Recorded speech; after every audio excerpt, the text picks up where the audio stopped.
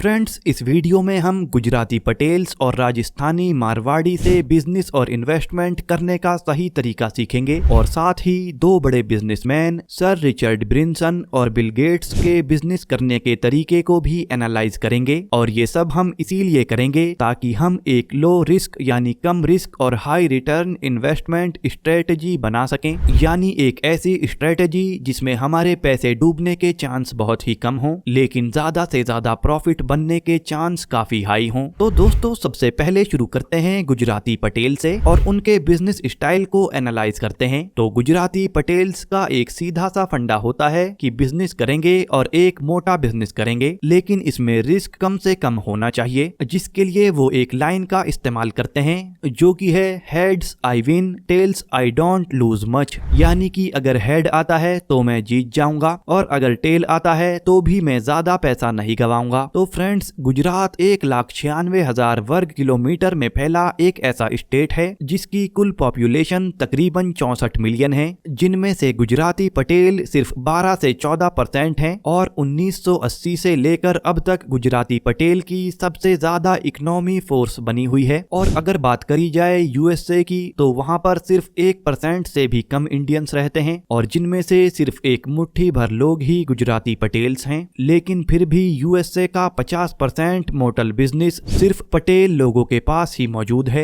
बल्कि एक यूएसए में रहने वाला गुजराती पटेल एक एवरेज अमेरिकन से भी कहीं ज्यादा कमाई करता है। तो फ्रेंड्स, गुजराती पटेल ऐसा बिजनेस कैसे खड़ा कर पाते हैं, यही आगे हम अच्छे से जानेंगे। तो 1970 में जब कुछ गुजराती पटेल अमेरिका गए थे तो वहाँ इकोनॉमिक रिसेशन चल रहा था, यानी मंदी चल रही थी, जिस वजह से वहाँ का मोटल बिजनेस बहुत ही बुरे तरीके से इफेक्ट हुआ था और घाटे में चल रहा था। देखिए, मोटल्स अमेरिका में रोड साइड पर बने होटल्स को कहते हैं और रिसेशन के कारण बहुत सारे मोटल ओनर्स अपने मोटल्स को बहुत ही कम दामों पर सेल कर रहे थे और इसे देखकर पटेल्स को एक बहुत अच्छा मौका दिखाई दिया। पटेल्स ने वहां पर एनालाइज कर लिया था कि मंदी की वजह से हमें बहुत ही सस्ते दामों पर मोटल्स मिल रहे हैं और ये मोटल्स रिसेशन खत्म होने के बाद बहुत अच्छा परफॉर्म कर सकते हैं। तो इस मौके को देखते हुए पटेल लोगों ने कुछ पैसे अपने पास से लगाए और बाकी पैसों के लिए बैंक से लोन लिया और मोटल्स के बिजनेस एक एक करके काफी सारे खरीद लिए। इसके बाद पटेल लोग मोटल्स के बिजनेस को काफी अच्छे से चलाने लगे और इसी तरह से धीरे धीरे करके पटेल्स ने अमेरिका के लगभग 50% मोटल्स बिजनेस पर कंट्रोल कर लिया। तो फ्रेंड्स, पटेल लोग इसी तरह से हमेशा अपने पैसे को सेव करते रहते हैं और जब भी उन्हें कोई ऐसा मौका दिखाई देता है कि मान लो कोई बिजनेस सस्ते में मिल रहा है या कोई दूसरा पैसे कमाने का मौका है जिसमें पैसे डूबने का रिस्क भले ही हो मगर ग्रोथ करने के चांस उससे कहीं ज्यादा हो, तो ऐसे किसी भी बिजनेस में पटेल लोग पैसे को इन्वेस्ट कर देते हैं और इस तरह से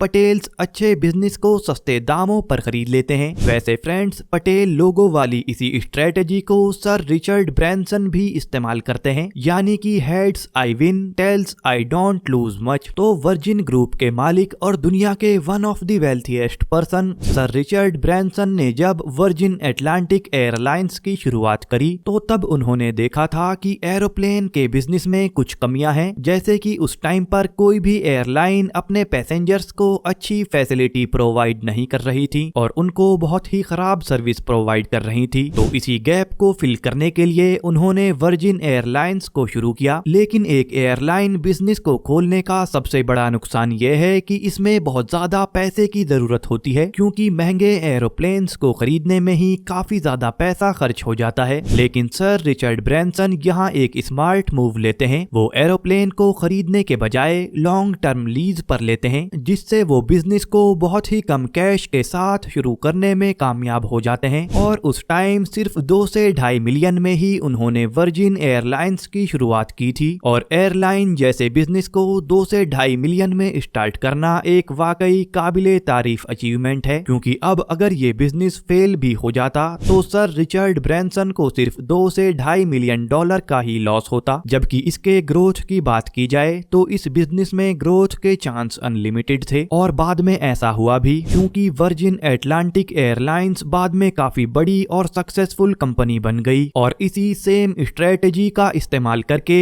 वर्जिन ग्रुप के मालिक ने 200 से भी ज्यादा अलग अलग कंपनीज ऐड कर ली। वैसे ऐसा नहीं है कि सर रिचर्ड ब्रैंसन को कभी लॉस ही नहीं होता, लेकिन उनकी लो रिस्क हाई रिटर्न वाली स्ट्रेटेजी के चलते जब भी उनका कोई बिजनेस फेल हो जाता है तो उन्हें बस उतना ही लॉस होता है जितना कि वो आसानी से बेयर कर सकते हैं। दोस्तों, पटेल्स की और सर रिचर्ड ब्रैंसन की इन दोनों कहानियों में बहुत ही इंपॉर्टेंट लेसन्स छुपे हुए हैं, जिनकी मदद से हम लोग अच्छे इन्वेस्टमेंट डिसीजंस ले सकते हैं और अपनी इन्वेस्टमेंट में भी काफी अच्छे रिटर्न्स हम ले सकते हैं, जिनको वीडियो के एंड में हम आपको बताएंगे, तो वीडियो एंड तक जरूर देखना। पर पहले हम मारवाड़ी लोगों के बिजनेस करने के तरीके को जानेंगे। तो मारवाड़ राजस्थान की एक छोटी सी डिस्ट्रिक्ट है जहां से बिलोंग करते हैं मारवाड़ी लोग। मारवाड़ी के बारे में एक बहुत ही फेमस बात कही जाती है कि जहां न पहुंचे रेलगाड़ी वहां पहुंचे बैलगाड़ी, और जहां न पहुंचे बैलगाड़ी वहां भी पहुंचे मारवाड़ी। यानी कि मारवाड़ी वो भी कर सकते हैं जो कोई और नहीं कर पाता। और इसका सबसे बड़ा एग्जाम्पल है सर लक्ष्मी मित्तल। तो 2005 में टॉप मिलेनियर्स की लिस्ट में नंबर 3 पर रैंक करने वाले मिस्टर लक्ष्मी मित्तल ने एक ऐसी डूबती हुई इंडस्ट्री में हाथ डाला था जिससे सब अपना हाथ छुड़ाकर भागना चाहते थे, यानी जिस इंडस्ट्री से लोग निकलकर भाग रहे थे। और उसी डूबती हुई इंडस्ट्री में ऐसे बिजनेस को किया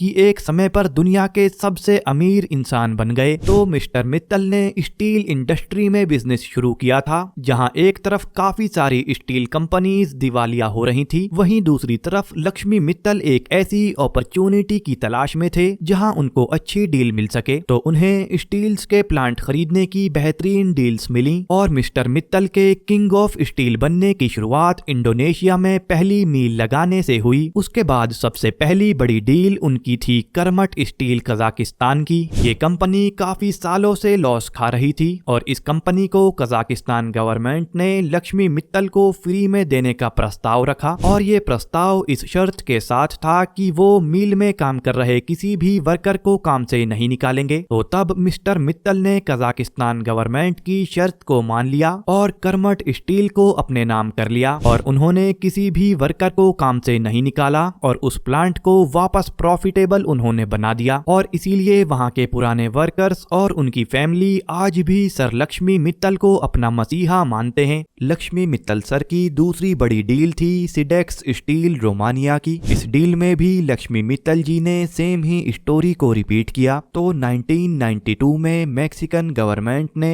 $2 बिलियन लगाकर स्टील की मील लगाई थी और उसे लक्ष्मी मित्तल को बाद में $200 मिलियन में सेल कर दिया, क्योंकि वो लोग इस कंपनी को नुकसान में ले जा रहे थे। फिर लक्ष्मी मित्तल सर ने इस तरह से $2 बिलियन की इस स्टील की कंपनी को सिर्फ $200 मिलियन में ही खरीद लिया, यानी कि लक्ष्मी मित्तल ने उसे 90% डिस्काउंट पर खरीदा। और दोस्तों, यही फॉर्मूला है उनकी सक्सेस का। लक्ष्मी मित्तल कम प्राइस पर स्टील मिल खरीदते थे ताकि अगर उनका पैसा डूबता भी तो उनको इतना लॉस ना होता, और अगर बिजनेस चल जाता तो अपसाइड की तो कोई लिमिट ही नहीं थी। और बिजनेस को वैसे भी टर्न अराउंड करना लक्ष्मी मित्तल अच्छे से जानते हैं। तो दोस्तों, ये एक मारवाड़ी बिजनेसमैन लक्ष्मी मित्तल सर की स्टोरी थी। वैसे जब लक्ष्मी मित्तल ने अपनी जर्नी की स्टार्ट करी थी तो उसी टाइम पर एक और American businessman sir Bill Gates ने भी अपनी जर्नी की स्टार्ट करी थी। और बिल गेट्स की कंपनी माइक्रोसॉफ्ट का बिजनेस भी बहुत ही ब्रिलियंट है। तो आइए इसे भी जल्दी से समझ लेते हैं। तो देखिए, बिल गेट्स की कंपनी माइक्रोसॉफ्ट सिर्फ एक रियल कॉपी बनाता है विंडोज का,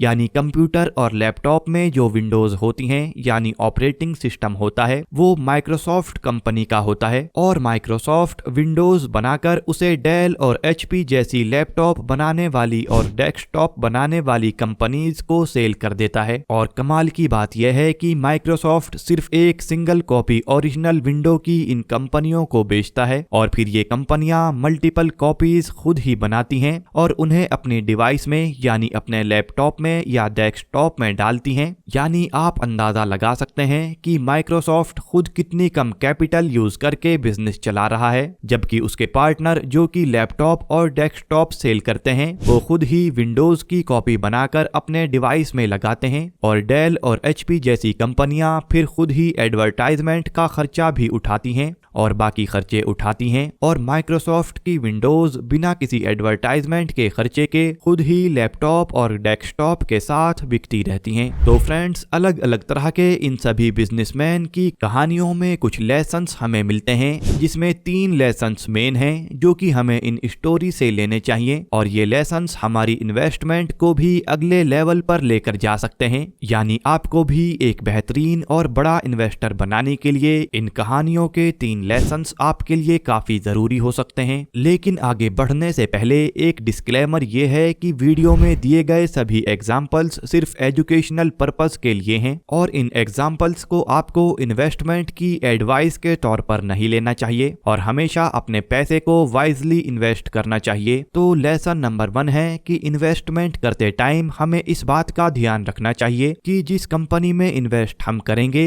वो हमें उसके असली प्राइस से कम पर मिल रही हो, यानी कि डिस्काउंट पर मिल रही हो। और ऐसा तभी होगा जब या तो कंपनी किसी प्रॉब्लम में हो या फिर इकोनॉमिक मंदी के दौर से गुजर रही हो, जैसे कि पटेल्स ने मोटल बिजनेस 1970 के रिसेशन में यानी मंदी के दौर में खरीदे थे और फिर उन्हें बाद में सक्सेस करके वो सक्सेसफुल हो गए थे। और लक्ष्मी मित्तल ने दिवालिया हो चुकी स्टील कंपनी को परचेज किया था। और अगर इंडियन स्टॉक मार्केट पर लिस्टेड किसी कंपनी की बात की जाए तो ऐसा ही एक केस हुआ था नेस्ले कंपनी के साथ, जब उनके फेमस प्रोडक्ट मैगी पर कुछ एलिगेशंस लगे थे जिस कारण कंपनी को काफी लॉस उठाना पड़ा था और उस टाइम नेस्ले कंपनी का शेयर काफी नीचे चला गया था। लेकिन कुछ ही सालों में कंपनी ने सारा लॉस रिकवर कर लिया और शेयर प्राइस भी वापस से ग्रो कर लिया। तो अगर उस टाइम पर किसी ने इस कंपनी के टेम्परेरी प्रॉब्लम को समझ लिया होता और नेस्ले कंपनी के स्टॉक्स को उस टाइम पर खरीद लिया होता तो काफी बेहतरीन प्रॉफिट वो पर्सन बना सकता था। लेकिन दोस्तों, एक और बहुत बड़ी इंपॉर्टेंट चीज है जिसे कि ध्यान में रखना काफी जरूरी है कि जिस भी कंपनी के स्टॉक्स में इन्वेस्ट करो उस कंपनी को अपने बिजनेस ऑपरेशंस के लिए बहुत ज्यादा पैसे की रिक्वायरमेंट ना होती हो। जैसे कि स्टील बिजनेस की ही बात करी जाए तो स्टील मिल्स को रन करने के लिए काफी ज्यादा पैसे की जरूरत होती है, क्योंकि एंड प्रोडक्ट बनाने के लिए रॉ मटेरियल लगता है और फिर बहुत ज्यादा लेबर की भी जरूरत होती है। इसके अलावा और भी काफी खर्चे होते हैं। तो कहने की बात यह है कि ऐसे बिजनेस को रन करने के लिए बहुत ज्यादा पैसों की जरूरत होती है और इसी वजह से ऐसे बिजनेस को प्रॉफिटेबल रख पाना काफी मुश्किल हो जाता है। तभी तो पिछले 40 सालों में कई सारी स्टील कंपनीज दिवालिया हो गई हैं। इसीलिए ऐसे बिजनेस में इन्वेस्ट करने से आपको बचना चाहिए। और इससे दूसरी तरफ एक ऐसा बिजनेस जिसमें कम कैपिटल से ज्यादा रिटर्न्स लिए जा सकें एक ज्यादा अट्रैक्टिव बिजनेस होता है, जैसे कि माइक्रोसॉफ्ट करता है। बस एक ओरिजिनल कॉपी माइक्रोसॉफ्ट बनाता है और बाकी उसके पार्टनर खुद बनाकर सेल करते हैं और माइक्रोसॉफ्ट हमेशा बिलियंस ऑफ डॉलर्स में कमाता रहता है, जिससे माइक्रोसॉफ्ट का रिटर्न ऑन कैपिटल काफी हाई हो जाता है। और दोस्तों, यही सेकंड लेसन हमें इस स्टोरी से सीखने को मिलता है कि हमेशा कंपनी के रिटर्न ऑन कैपिटल को चेक जरूर करें। रिटर्न ऑन कैपिटल कंपनी का जितना हाई होता है उतना ही अच्छा रहता है। तीसरा लेसन हम ये ले सकते हैं कि हमें हमेशा उन्हीं कंपनीज में इन्वेस्ट करना चाहिए या उन्हीं कंपनी के शेयर्स खरीदने चाहिए जिस कंपनी के मैनेजमेंट एफिशिएंट हो, यानी कि कंपनी के ऑपरेशंस को रन करने वाले लोग काबिल होने चाहिए, क्योंकि एक अच्छी मैनेजमेंट एक डूबते हुए बिजनेस को भी बचा सकती है, जबकि खराब मैनेजमेंट एक अच्छे खासे बिजनेस को भी डुबा सकती है। जैसे कि सर मिस्टर मित्तल ने कई सालों से लॉस में चल रही स्टील मिल्स को एफिशिएंटली रन करके प्रॉफिटेबल बना दिया और फिर इन्हें डूबने से भी बचा लिया। लेकिन आप ये कैसे पता करेंगे कि मैनेजमेंट एफिशिएंट है या फिर नहीं? तो दोस्तों, इसके लिए आपको कंपनी की पुरानी एनुअल रिपोर्ट्स को पढ़ना होगा और देखना होगा कि मैनेजमेंट ने जो कमिटमेंट करी थी पिछले कुछ सालों में, क्या मैनेजमेंट उस कमिटमेंट को पूरा कर पाई है या फिर नहीं। अब दोस्तों, फाइनल और चौथे लेसन पर आ जाते हैं, जो कि है कॉम्पिटिटिव एडवांटेज और मोट। कॉम्पिटिटिव एडवांटेज का मतलब होता है कि कंपनी के पास कुछ ऐसा अलग है जिसे कि कॉम्पिटिटर्स कॉपी नहीं कर सकते। एग्जाम्पल के लिए किसी कंपनी की स्ट्रॉन्ग ब्रांडिंग या फिर पैटर्न किए हुए प्रोडक्ट्स एक्सेट्रा। जैसे कि माइक्रोसॉफ्ट के केस में उसकी कंपेटिटिव एडवांटेज है उसकी स्ट्रॉन्ग ब्रांडिंग और एक स्ट्रॉन्ग इकोसिस्टम। इस कॉम्पिटिटिव मोड के बारे में कहीं पर भी लिखा हुआ नहीं होता है, तो आपको इसका खुद ही अंदाजा लगाना होता है, जिसे आप कंपनी के बिजनेस को पढ़कर और उनके रिकॉर्ड्स को चेक करके पता लगा सकते हैं। तो दोस्तों, ये लो रिस्क और हाई इन्वेस्टमेंट वाली स्ट्रेटेजी जिसका इस्तेमाल आप अपनी इन्वेस्टमेंट में कर सकते हैं, यानी अच्छे स्टॉक्स को खरीदने में या फिर अच्छे बिजनेसेस को खरीदने में भी कर सकते हैं। और ये सारी जानकारी मनीष बाबू राय की बुक दी धंधो इन्वेस्टर से हमने आपको दी है। ऐसी ही और इंफॉर्मेशनल वीडियोस के लिए इस चैनल को सब्सक्राइब आप जरूर कर लें। Bye friends, take care.